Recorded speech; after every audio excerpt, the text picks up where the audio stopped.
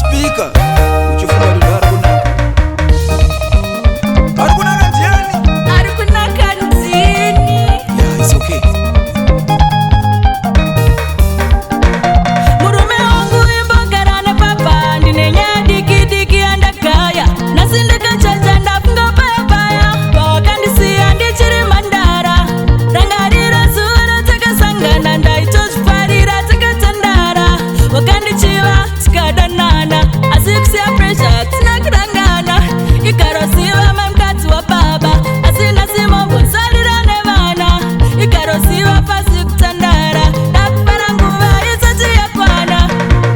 uwese anofara wababa zvinongoda imbogosara nevana uwese anofara wababa zvinongoda imbogosara nevana uwese anofara wababa zvinongoda imbogosara nevana uwese anoda kufara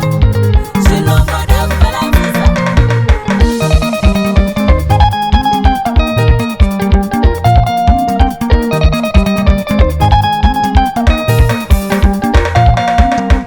Pauzorisiye ukariravira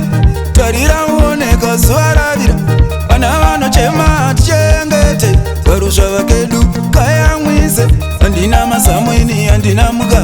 yamwisa mwana uyo wazvina kunaka kana vari baba vako vakakufurira uti hanzi neni zidzoro kana vari tete vako vakakufurira uti hanzi neni zigufu mushande wangu mutemo ndewangu sarudza chaunoda kuenda kupa asi usatsoka kana kusabamba nevana wochengeta muwanano yedu aiwatsikama azvakatangarini aiwatsikama azvakatangarini handidi mukadzi wechihure-hure azvakatangarini ndoda waifi material zvakatangarini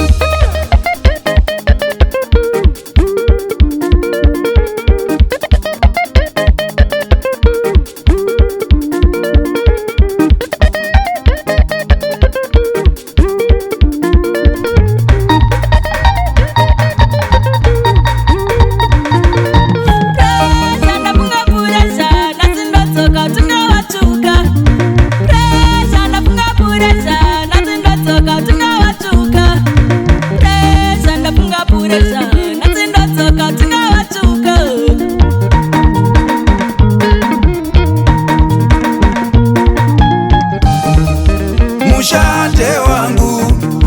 mutemo ndewangu